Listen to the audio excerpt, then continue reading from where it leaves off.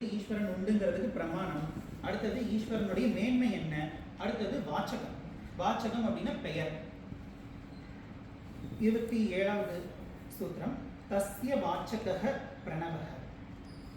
தஸ்ய வாச்சகः பிரணவः. இது பிரணவ மந்திரம் நம்ம எல்லாரும் கேள்விப்பட்டிருக்கோம். இந்த பிரணவம் அப்படின்னா ஓங்காரம். இது நம்ம எல்லாருக்கும் தெரியும். பிரணவத்துக்கு வந்து 2 பொருள் இருக்கு. ஒன்று வந்து மிக மிக பொருத்தமான பெயர் அப்படின்னு, இன்னொரு பொருள் வந்து என்றுமே மாறாமல் அழியாமல் இருக்குது. இந்த 2 அர்த்தம். இப்போ ஃபர்ஸ்ட் என்ன பார்த்தா மிக மிக பொருத்தமான பெயர். இப்போ இந்த ஓம்கார விசாரம் நம்ம செஞ்சு முடிக்கும் போது மிக மிக பொருத்தமான பெயர் அப்படிங்கிறது நீங்களே சொல்லிடுவீங்க. இப்போ பிரணவம் அப்படின்னா ஓம்காரம் அப்படின்னு நமக்கு தெரியும் இல்லையா? இப்போ இந்த ஓம்காரத்தை வந்து நம்ம பிரிக்கிறோம். ஓம் அப்படிங்கிறத ஆ உ இம் அப்படின்னு பிரிக்கிறோம். அது எப்படி ஆவும் ஊவும் சேரும்போது ஓ ஆச்சு அப்படின்னா அதுதான் இலக்கணம்.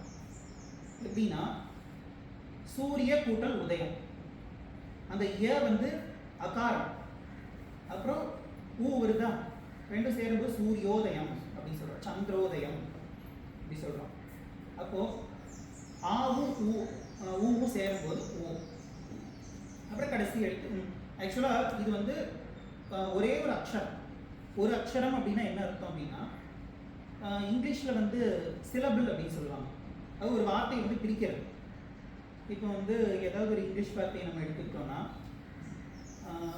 இப்போ இம்பார்ட்டன்ட் அப்படின்னு சொல்கிறோம். இம்பார்ட்டன்ட் இப்படி 3ஆக பிரியுது இல்லையா?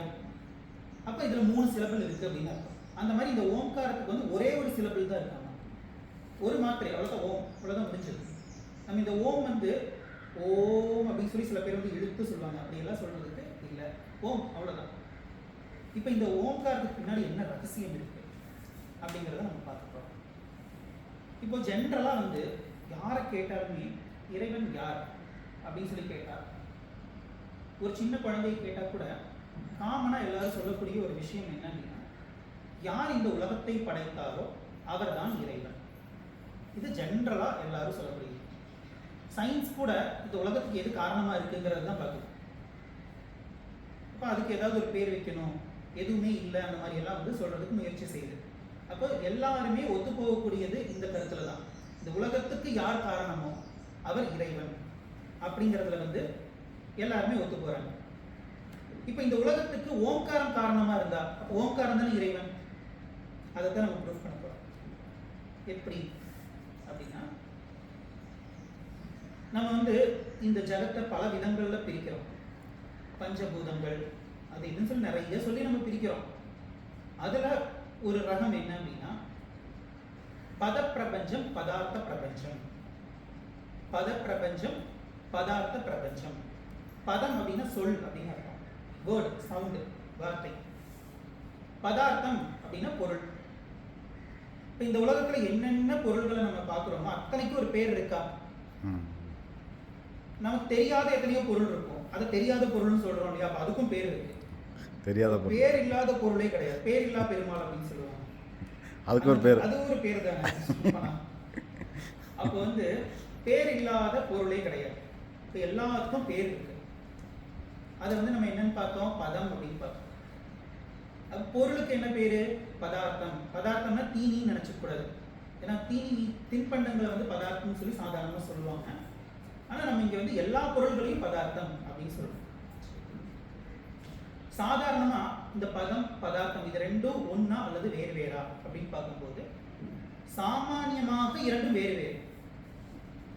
இப்ப நெருப்பு அப்படின்னு சொன்னா நமக்கு வாய் சுற்றாது. நம்ம அடிக்கடி சொல்லுவோம் இல்லையா, நெருப்புன்னு சொன்னா வாய் சுற்றுமா என்ன அப்படின்னு சொல்லி சொல்லுவோம் இல்லையா? அது மாதிரி பதமும் பதார்த்தமும் சாதாரணமா வேற வேறையா தான் இருக்கு. ஆனா விசாரம் செஞ்சு பார்க்கும்போது தான் நமக்கு ஒரு உண்மை புரிய வரும். ஒரு உதாரணம், 1 கிலோ தங்கம் இருக்குன்னு வச்சுக்கலாம். இப்போ தங்கம்ங்கிற ஒரு பதம் ஒரு பதார்த்தம் இதுதான் இருக்கு. இப்போ ஒரு பதத்துக்கு ஒரு பதார்த்தம் டேலி. இப்போ என்ன பண்றோம், அந்த 1 கிலோ தங்கத்தை வச்சு 20 வகையான நகைகளை செய்வோம். இப்போ நம்ம வந்து அந்த ஒவ்வொரு நகைக்கும் ஒவ்வொரு பேர் வச்சுருவோமா? மோதிரம், கம்மல், மூக்குத்தி, இன்னும் என்னென்ன இருக்கோ அது எல்லாத்தையும் சேர்த்துக்கலாம். இப்போ நம்ம சொல்லுவோம் 20 பதார்த்தம் வந்துருச்சு அப்படின்னு சொல்லுவோம். ஏன்னா 20 பதம் இருக்கே, 20 பதம் இருக்கு, அதனால 20 பதார்த்தம் இருக்கு. மாற்றியும் சொல்லலாம் 20 பதார்த்தம் இருக்குது, அதனால 20 பதம் இருக்கு. உண்மையிலேயே அங்கே 20 பதார்த்தம் இருக்கா அப்படின்னு பார்த்தா அப்பவும் தங்கங்கிற ஒரே பதார்த்தம் தான் இருக்கு.